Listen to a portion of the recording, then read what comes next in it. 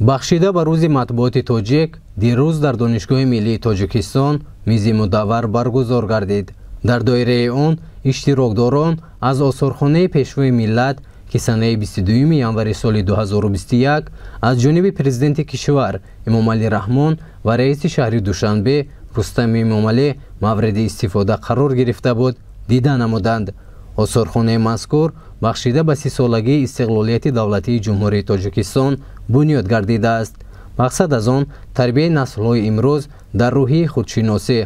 арҷгузорӣ ба рукнҳои давлатдории миллӣ ва ошноӣ бо хизматҳои шоёни пешвои муаззами миллат дар роҳи эъмори ҷомеаи муосири Тоҷикистон,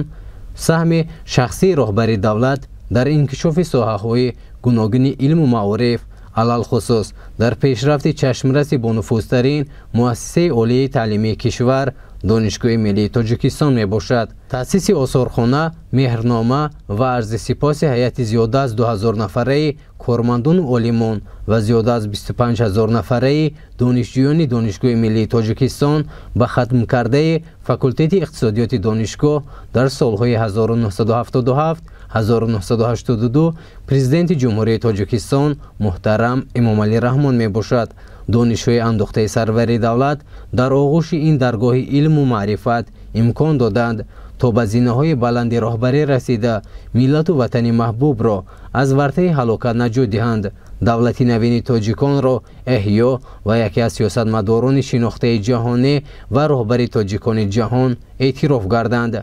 экспонантҳои осорхона овони таҳсили муҳтарам Эмомалӣ Раҳмонро дар ин муассиса фаро гирифта нодиртарин санад аз қабили аризаи дохилшавӣ, варақаи имтиҳонӣ, мавзӯи иншои дохилшавӣ ба муассисаи олияи таълимӣ, билети донишҷӯӣ, дафтарчаи имтиҳонӣ, корҳои курсӣ, диплом ва фармони хатм, инчунин фанҳои таълимии бахши иқтисодӣ, дастовардҳои олимони донишгоҳ ва ғайра дар толорҳои мунаққашу зебои он нигаҳдорӣ шудаанд.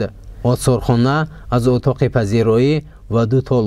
толори таҳсил ва истиқлол иборат буда нигораҳо аз нигоҳи таърихӣ мураттаб шуданд. масалан, дар тарафи девори рости отоқи пазироӣ нишони давлатии Тоҷикистон дар гаҷ ҳаккокӣ гардида аз тарафи чап парчами давлатӣ гузошта шудааст. дар рӯ ба рӯи дари даромад мизи 8 гӯшаи кандакоришуда бо курсиҳо гузошта шудааст. сақфи бино бо кандакориҳои чӯбин пӯшонида шудааст ки маҳсули дасти донишҷӯёни коллеҷи рассомӣ ба номи Олимов мебошанд. дар даромадгоҳи толори таҳсил бошад мизи донишҷӯёни солҳои 70-80 асри 20 ки пешвои миллат дар он нишаста таҳсили илм намуданд ба намоиш гузошта шудааст. ин ва дигар нигораҳо ки аллакай моли таърих дониста мешаванд ҷолибу диданӣ буда таваҷҷӯҳи ҳар нафарро ҷалб менамоянд. дар ҳамин толор инчунин китобҳои таълимӣ аз фанни иқтисодиёт ҷой дода шудаанд.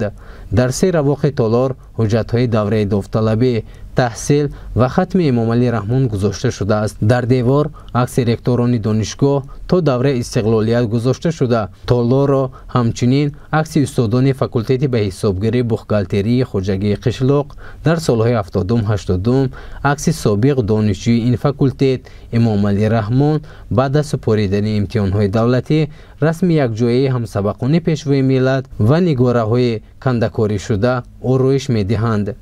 дар маҷмӯъ осорхонаи пешвои миллат таҷассумгари сиёсати хиратмандонаи президенти ҷумҳурии Тоҷикистон муҳтарам Эмомалӣ Раҳмон дар бахши илму маориф ва фарҳанг буда барои устодон ва донишҷӯёни донишгоҳ роҳнамои арзанда хоҳад гардид.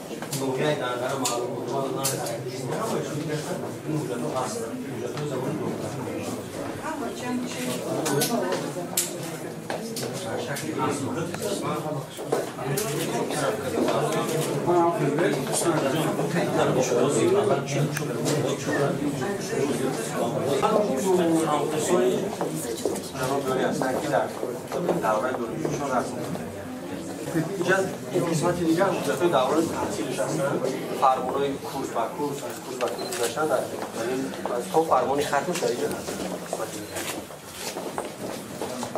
قسمت که بالا در رکتوران دانشگاه هستن در تو زمانی استفاده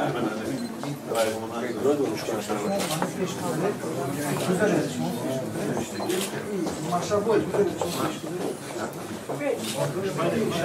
در دانشگاه ملی خیلی ماشین هست که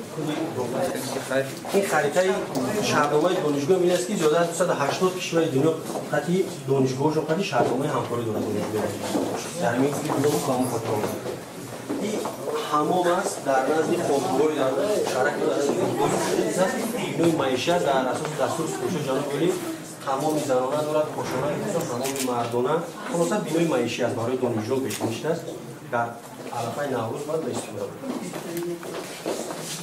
خودی کشوده شده سنگ اساس مانده کشوده شده بینوی وای است تقریبا فیزیکا و بیولوژی هم هستن که تشکیل داره بعد دوران 60 سالگی دانشجو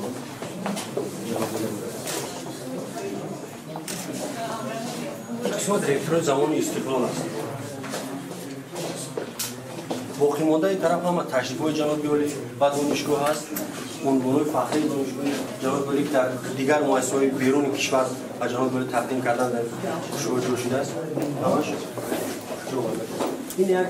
مجموعه ورزشی است که میگم هواپیما هستند این از بسیاری حکومت جمهوری ساخته است باید در استفاده بذاریم